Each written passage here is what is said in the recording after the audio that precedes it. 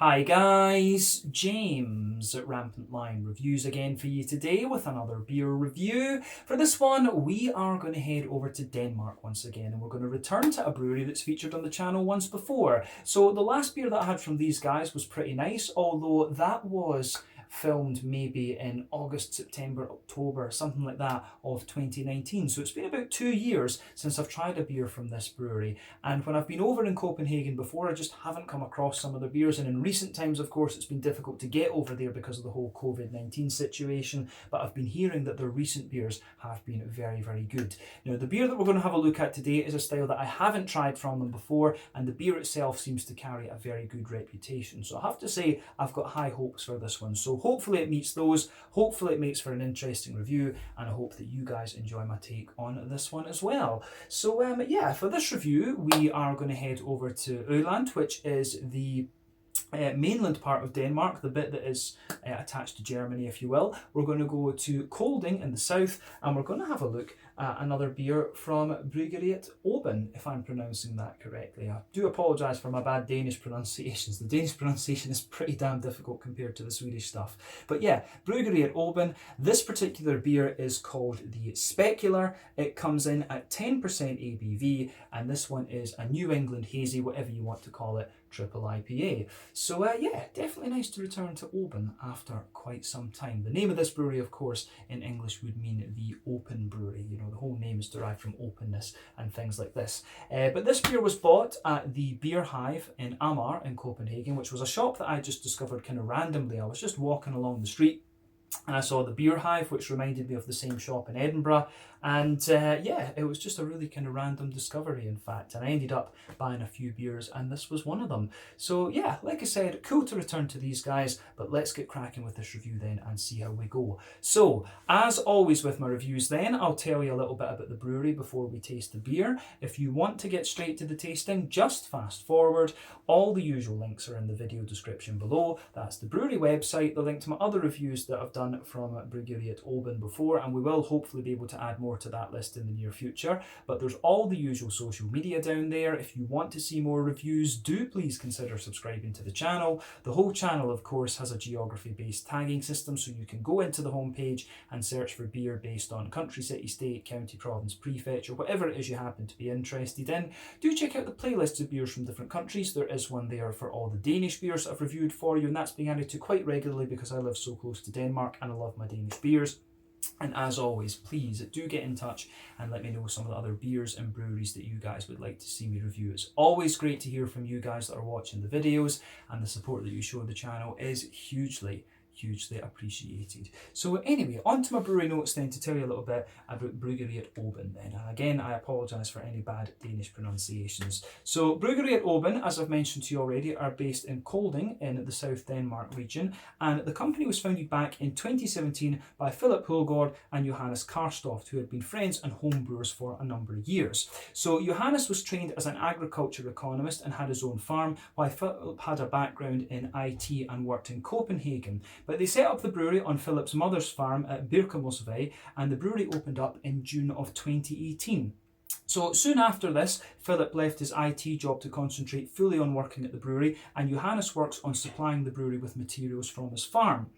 But at maximum, the farm brewery that they have produces around 150,000 litres of beer per year, and they operate a 700 litre brew kit. In September of 2020, they opened their bar in Aarhus, which has 24 taps with a lot of their own beers as well as guest beers from other breweries across Denmark. And these guys are also involved with the Gustav Vade's bar in Copenhagen. And recently they announced that in 2022, they're going to open a brew pub in the Sjöbyen area of Copenhagen, also known as the Meatpacking District, and they'd already run a few pop-up bars there previously. But this new facility in Copenhagen is going to act as their main brewery going forward, and apparently this will increase their brewing capacity sixfold. So these guys, once they get the full new brewery up to scale, will be producing somewhere in the region of 1 million litres of beer per year. But as of September 2021, when I'm filming this review for you, these guys have produced 115 different kinds of beer, and as far as I can figure, the majority of their beers tend to be different types of pale ale and IPA and stuff like this. I've seen West Coasters from them, New England IPAs. I think I've seen black IPAs and rye IPAs from them as well,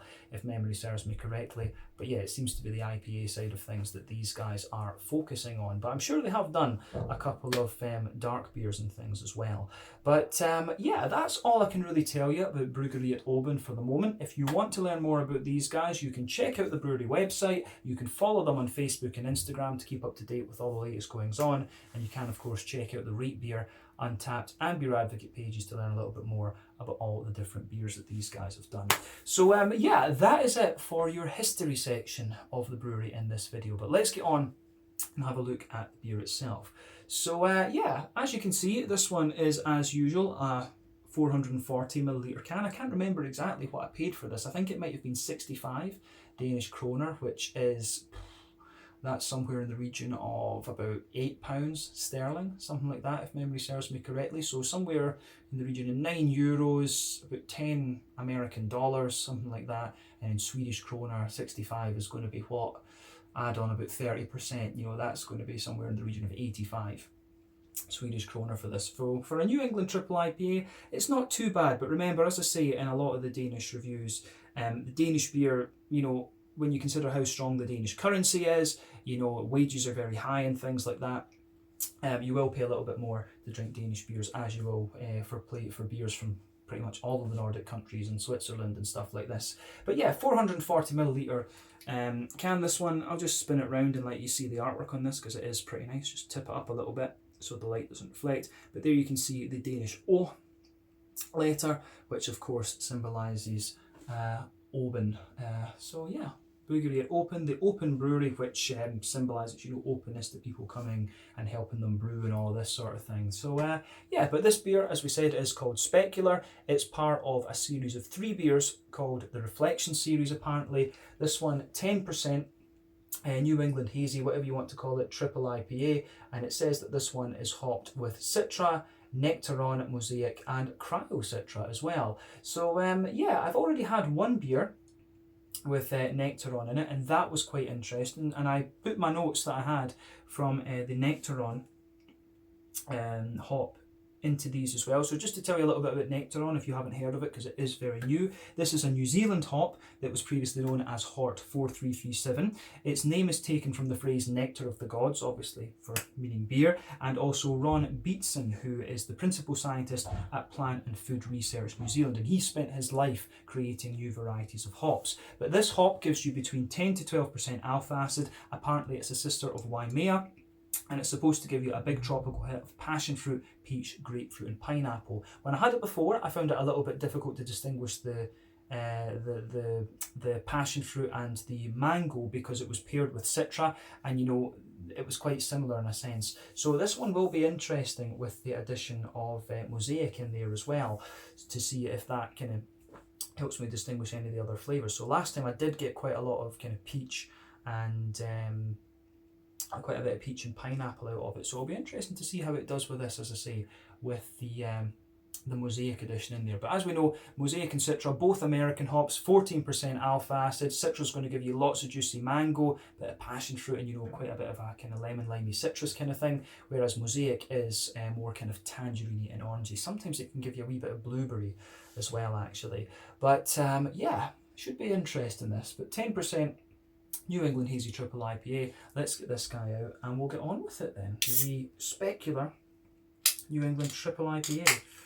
So yeah, let's get this out and into the glass. It's been quite a while actually since I've had a New England Triple IPA. To be, I can't even remember what the last one was, but I do actually have another one that I got in Denmark in the fridge as well from Dry and Bitter. So yeah, that will be interesting to try because I know that they do the triple IPAs very nicely. But let me just line this up once again, and there you are. So let's have a look at this then. So as you can see, before the head disappears, this beer is poured with a solid, I would say about 3/4 finger of a frothy, kind of creamy coloured head. It's not a perfect white head that you have on this one. It certainly looks the part. I'll just bring it in so that the camera can focus on that a little bit. There you go. Looks very, very nice, as you can see. But yeah, colour wise, this one is a lovely, very kind of light amber, sort of very rich yellow colour. Now, as I've said to you, when it comes to the New England IPAs, I always like comparing these to different fruit juices because that's just what their appearance really reminds me of. So for me, this one is very much like a kind of mixed tropical fruit juice, actually. It really kind of it strikes me as being in that part of the spectrum. But remember, the colour of your beer depends on 1, the type of malts that you use. This determines the magnitude of the colour. 2, the length of your wort boil is also going to play a role. The longer you boil the wort, the more the sugars caramelise, and thus you get a darker colour of beer. But any adjuncts that you put in and any barrel aging that you do will also play a role in determining that as well. But usually you only have to care about those factors when it comes to sour beers, actually. So this one is kind of, within what you would expect of a New England IPA, to be honest with you. But yeah, as I say, in terms of the colour, this looks pretty nice. This probably will have some kind of brown sugary orientated malt in it. When you consider it a 10%, you need a bit of sweetness there to cover up the alcohol. But in terms of the level of haze that you get out of this one, it is pretty soupy and gloopy, and to be honest, you would expect that from a New England triple IPA, of course. Usually the haziness in these beers depends on the yeast, the wheat, and the oak content, and all 3 of these will play a role. But there's no real rule about this, it varies from brewery to brewery and recipe to recipe, so yeah, it just depends. But this one is pretty soupy and gloopy, but not the soupiest and gloopiest of New England triples that I've come across, but it certainly looks pretty good. So yeah, let's have a closer look at the aroma of this one and see how we go, because nothing really more we need to say about the appearance. Not too much carbonation visible in this one, actually. But aroma time then, let's go for it and see how we go with this. The Specular from Åben. Oh, you can smell that's a big boozy monster of a thing.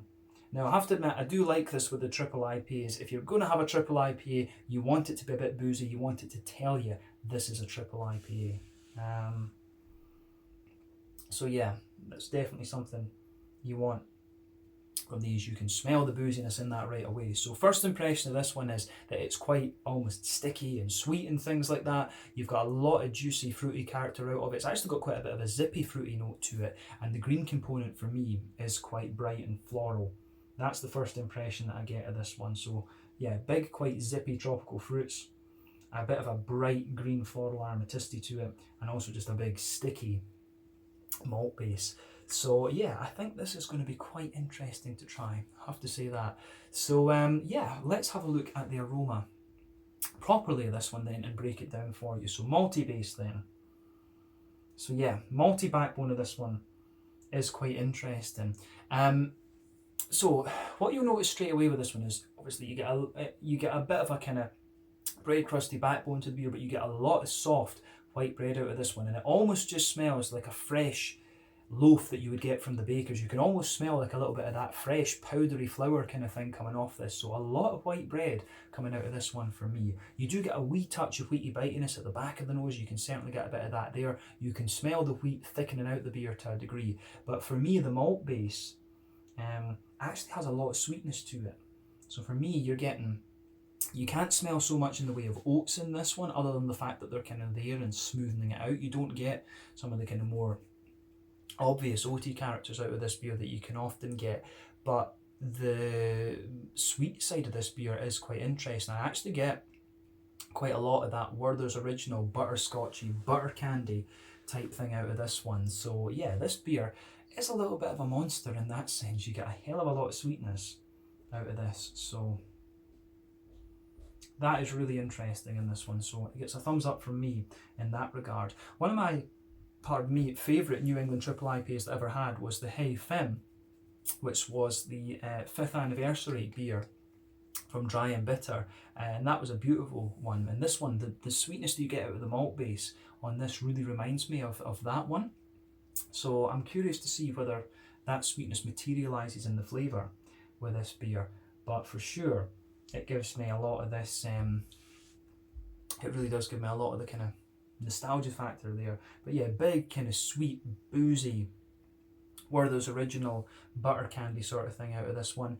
You get a little bit of a McVitie's digestive biscuity kind of thing in there, that's for sure. But yeah, big, boozy, sweet malt base out of this.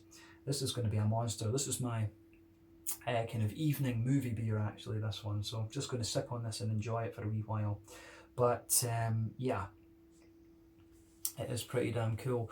So on the hoppy side of things then, let's look at the green component first. I don't think we need to say too much more about the aroma of this one, but quite a soft, bready leaning and sweet New England Triple IPA. As I've said to you, there's 6 different traits you look for in these.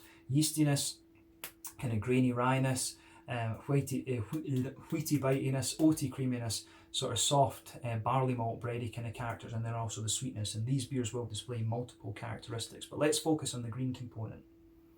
So green component for me, there's a wee teeny little bit of earthiness in there, which will be from the mosaic.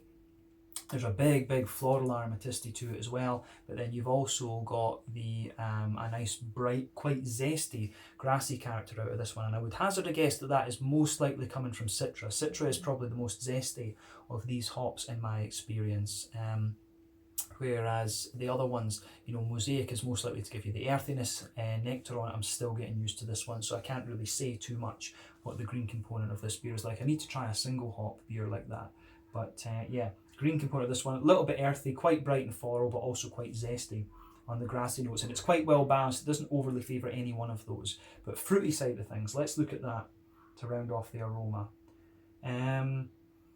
So yeah, on the aroma side of things then, the fruity side of things I should say, brain isn't working. But yeah, aroma side of things. For me, you certainly get a bit of a more pungent passion fruit out of this. You do get a wee bit of that in the background, and that's almost the kind of linchpin of the beer in that sense. But you do get a little bit of that sharper, peachy character mixing in with that, so the more pungent side of the tropical fruit is quite interesting. There's a lot of juicy and quite ripe mango coming out of it. It's almost got a little bit of the sharpness you might expect of, say, guava or something like that. I do get quite a bit of that out of this beer. But yeah, you do get almost a little bit of that kind of green guava ripeness out of the mango in this. I always find that mango and guava are quite similar, but guava is just a little bit greener actually. So yeah, keeping that in mind with this. But yeah, the lot of juicy mango for me, but then you certainly get a big oily tangerine hit from the mosaic in this one as well, and you can smell a little bit of a softer pineapple too. So yeah, I don't get so much of the kind of lemon limey zesty kind of thing that you can sometimes get from Citra.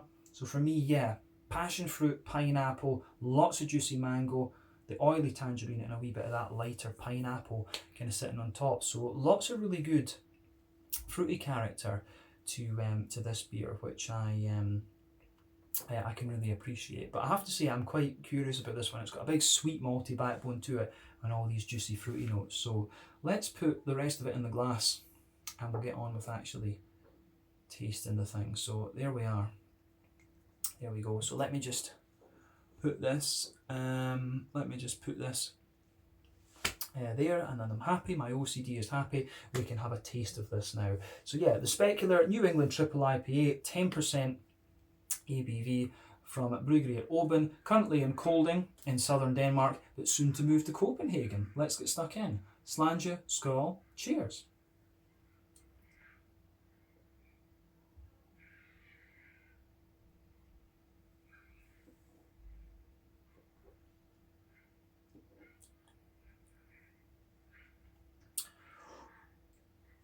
That's pretty damn good, I have to say.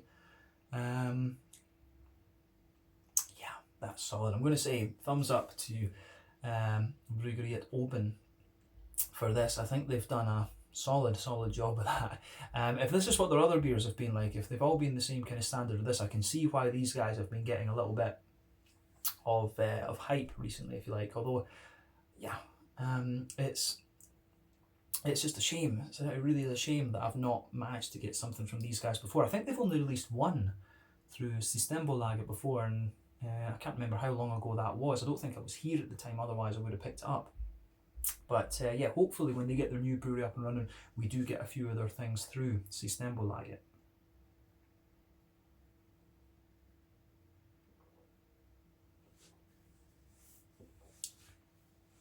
So, where do we start with this one then? It's just, first impression of it would be that it's a really smooth, it's a really smooth and quite creamy New England triple, this one. It has got a degree of sweetness to it, but it doesn't lean quite as much towards the sweet side of things as I thought it was going to from the aroma.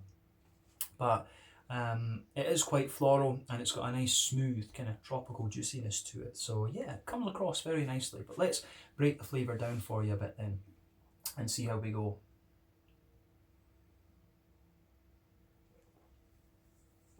So straight away across the middle third of your palate then and the back third of your palate, you can feel a little bit of the bread crusty character there, but that comes out a wee bit later on. In the initial intake, you're going to get a big smooth white bready character in there. So you feel that nice kind of smooth, quite dense, fresh white bready character just thickening up there in the malt base. So I do like how that goes together. So the thing is, the further you go into the aftertaste with this as well, you can feel that the bread crust almost gets a little bit of that kind of floury character to it. You get that sort of soft floury powder kind of thing coming out of the beer.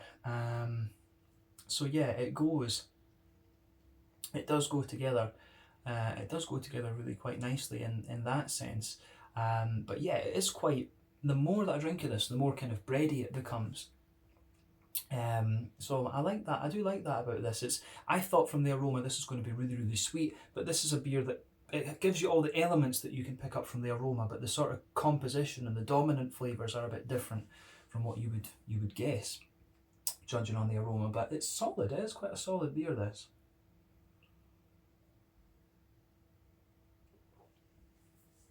So on top of that kind of bready layer then, that soft white bready layer, let's focus on the middle third of your palate just now. So bread crust, dense but soft white bready layer. You can feel the wheaty character just kind of thickening that up a bit. Then you've also got if you go down the middle line of your tongue, you can feel that sort of thicker, you can feel that kind of thicker oaty smoothness coming out of the beer. So I do like how that goes together in this in this beer. You can feel that the oats are kind of concentrated down that middle line of your tongue, and they just kind of spread out towards the edges of the palate a little bit. So yeah, that's kind of interesting. In the middle of your palate, in that middle third of your palate, you can feel a sort of concentrated. You get this kind of circle, and that's where the kind of brown sugars are concentrated in the beer. As I said earlier, when this is a 10%er, and it's you're going to get that quite a bit of sweetness out of this one, and you do get that, but I think it takes a wee bit of time for that to come out because the bready characters are so dominant. But you can feel that the base of that circle is like Werther's Original, you know, that kind of butterscotchy, butter candy sort of thing. But if you go into the dead centre of it, you get a more straight up oily caramel out of this one. So I'd be curious to know, I've got a feeling there might be a bit of golden promise in this, you know, maybe a little bit of I think there might be a little bit of caramel in this, and potentially a wee bit of like biscuit malt, something like that, because as you go out from the dead centre of your palate, you actually get a little bit more of a kind of McVitie's Digestive biscuity character coming out of this one. So yeah, I like how that goes together as well.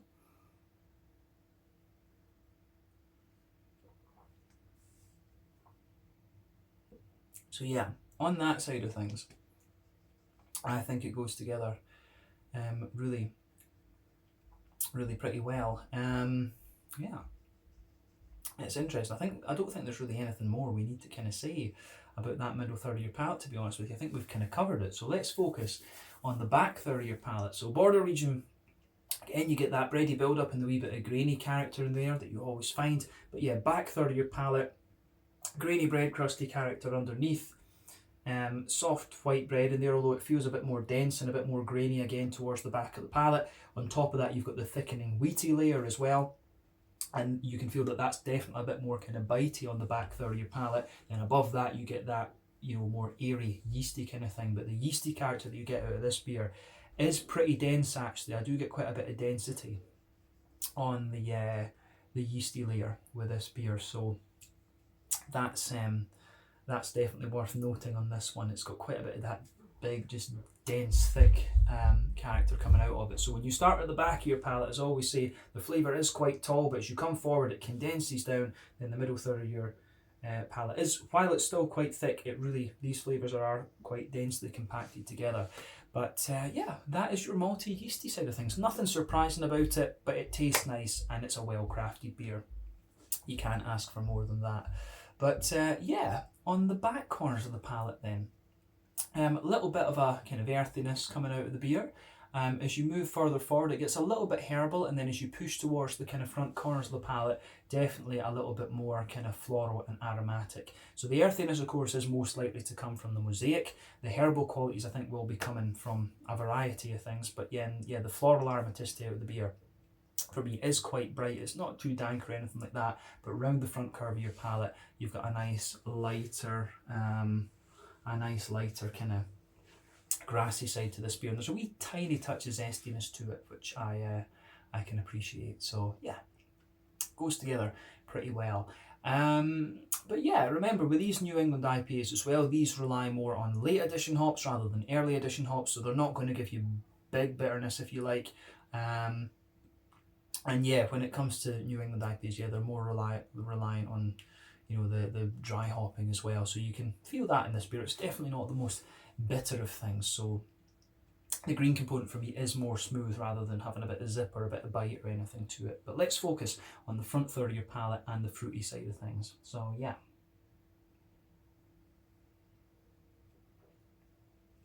Although on that note, I do wonder with the green side of things, maybe the smoothness that you get out of the green component here is to do with the nectaron.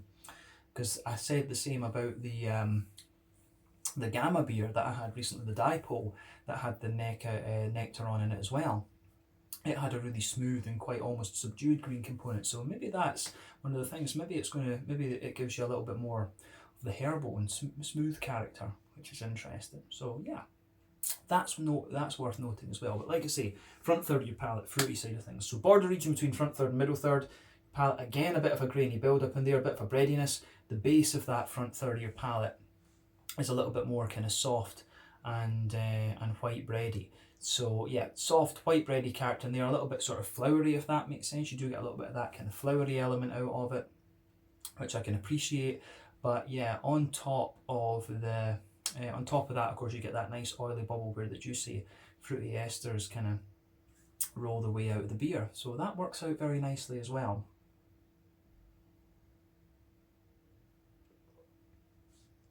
But yeah, on that juicy fruity side of things, it is well balanced actually, this one. You've got a good balance between the citrusy side and the tropical side. So let's go through this as we always do. Back of that front third of your palate, you certainly get a wee bit of the more pungent passion fruit, but then that mellows out a little bit. You can get a little bit of that sharper peach in there, but I would say they take a bit of a back seat to the mango character. You get a lot more juicy kind of oily mango out of this one. It's not quite guava-like as I think I was picking up in the aroma. It is more of a straight up juicy oily mango. And as you come further forward, you get a few little apricot-y, sort of dry or apricot-y undertones to it. But then as you move into that front half of the front third of your palate, then it becomes more oily and orangey, and it's the mosaic that starts to show its head a little bit more. So yeah, this beer, I would say compared to the Dipole, having that more citrusy hop in this one actually stands out. It makes the nectaron stand out a wee bit more and you can focus on it, because you definitely get a bit of pineapple to this one as well, and the pineapple feels a little bit kind of dried in a sense, and it really makes the flavour just stand out a wee bit more. I think that was a bit of the problem with the Dipole, was that if you're going to show off a new tropical hop that's coming out there, maybe, pardon me, you want to use something that contrasts it quite a bit so that you focus on those flavours a little bit more. But yeah, it's maybe me thinking about it a bit too much, and that's kind of what these videos are, me dissecting what's going on in the beer. But yeah, it's well balanced. As I say, passion fruit, bit of peach, lovely big juicy mango, that's one of the more prominent components. Then you've got that oily juicy tangerine note and a wee bit of pineapple sitting on top too. But overall, it's a really solid triple IPA, this one. As I say, when it comes to the triple IPA as a style, I'm almost not convinced of the need for it in a sense. I'm quite happy with the doubles, but I think for me, with the West Coasters, I think having the doubles is a bit more of an experience, if you like, than with the New Englands, because these are just big, kind of hazy, creamy sort of things. You don't quite get the booziness in the same way in these beers that you would in the West Coasters. So yeah, I have to say that when it comes to the New England doubles and triples and things like that, I'm still to be convinced of the need for those in a sense, compared to the same way that we had with the doubles, with the West Coasters and the with the West Coaster ones. I think I love a double West Coast IPA, but I think when it comes to the New Englands, I kind of like a good single sort of 7% or 6.5%, 7% for me. Yeah, probably I'd say 7, maybe 7.5%. That sort of 6.5 to 7.5% alcohol range for me is probably the optimum for a New England IPA. But we've had so many of these over the last little while. I think we need a little bit more diversification in the IPA category, if you like. But yeah, this is a very solid New England triple IPA. I think if you're a fan of this style, you will enjoy this one. But yeah, let's round off with the mouthfeel then, just quickly.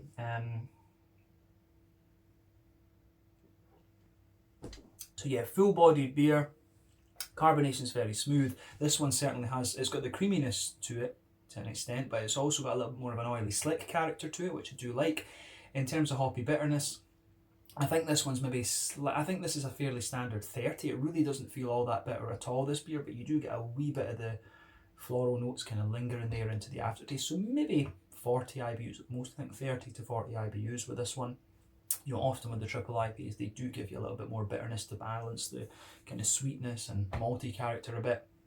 But yeah, malt base is quite smooth, as we say. A little bit of bitiness and graininess to it as well, but then a good sweet character. And you've also got that lovely kind of oily, juicy, fruity note coming out of this one. So overall, this is a really, really nice New England IPA for me. I do like this one. As I say, I think, you know, if you could replicate this in a single IPA, you know, it's sort of 6.5, 7%, I think I'd be quite happy with that. Because a lot of these malt bases kind of taste the same when you go up the scale. But, you know, in terms of the quality of the beer itself, big thumbs up to Åben. I would like to try a few more of their beers. Maybe I'll try a regular New England IPA. That's my next one from these guys. But yeah, this was the Specular, a 10% New England triple IPA with Citron Mosaic and Nectaron from Bryggeriet Åben in Kolding in southern Denmark, soon to be Copenhagen. Thank you again for watching my beer reviews. Until the next time, please like, subscribe, share, all the usual YouTube stuff. Let me know your own thoughts on this beer in the comment section below. Let me know what your favourite beers are from Bryggeriet Åben as well, and we will return to these guys very soon, I'm sure. Impressed with this one, so I need to try a few more of their beers. But thank you for watching. Check out my social media, check out theirs, and I'll see you guys on the next one. Slàinte, skål, and cheers.